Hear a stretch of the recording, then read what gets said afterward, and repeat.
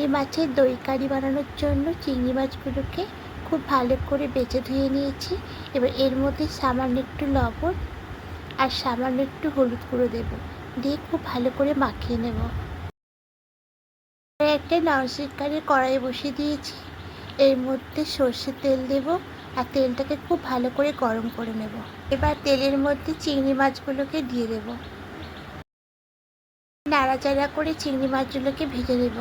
খুব বেশি লাল করে ভাজার দরকার নেই, সামান্য একটু ভাজলেই হবে। চিংড়ি মাছগুলো ভাজা হয়ে গেছে, খুব বেশি কড়া করে ভাজেনি, একটু নাড়াচাড়া করে লাল লাল করে ভেজে নিয়েছি। এবার সব চিংড়ি মাছগুলোকে তুলে নেব। সব চিংড়ি মাছগুলোকে তুলে নিয়েছি। এবার এখানে কিছুটা সর্ষের তেল দেব। এবার তেলের মধ্যে গোটা গরম মশলা ফোড়নে দেব, দারুচিনি, এলাচ, লবঙ্গ দিয়ে একটু নাড়াচাড়া করে ভেজে নেব। থেকে সুন্দর একটা গন্ধ বেরিয়েছে, ফোড়নটা ভাজা হয়ে গেছে। এবার এখানে দেব পেঁয়াজ আর জিরে বাটা, একসঙ্গে পেঁয়াজের সঙ্গে জিরেটা বেটে নিয়েছিলাম তো দেব। এবার দেব এখানে আদা রসুনের পেস্ট, দিয়ে খুব ভালো করে একটু কষিয়ে নেব। এবার দেব ধনিয়া গুঁড়ো, লঙ্কার গুঁড়ো আর কয়েকটা কাঁচা লঙ্কা চেরা, মানে দুটো কাঁচা লঙ্কাকে একটু মাঝখান দিয়ে কেটে নিয়েছি, এটা দিয়ে দেব। দিয়ে খুব ভালো করে সব কিছু একটু কষিয়ে নেব। ভালো করে কষিয়ে নিয়েছি। এবার এখানে টক দইটা দিয়ে দেব।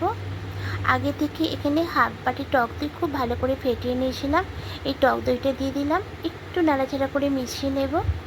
এবার দেব সামান্য একটু চিনি আর পরিমাণ মতো লবণ।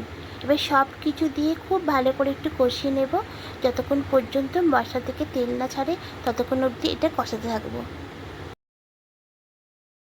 ভালো করে কষিয়ে নিয়েছি, মশলা থেকে তেল ছাড়তে শুরু করে দিয়েছে। ঠিক এই সময়তে এখানে টক দইয়ের বাটি ধুয়ে জলটা এখানে দিয়ে দেব।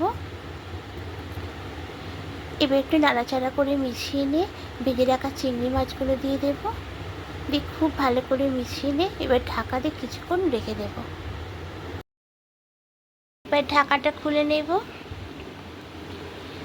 চিংড়ি মাছটা একদম রেডি হয়ে গেছে।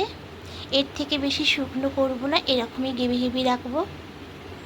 এবার নামানোর আগে সামান্য একটু গরম মশলা পাউডার দেব আর হাফ চামচ মতো একটু ঘি দেব, দিয়ে খুব ভালো করে মিশিয়ে নিয়ে এবার এটা নামিয়ে নেব।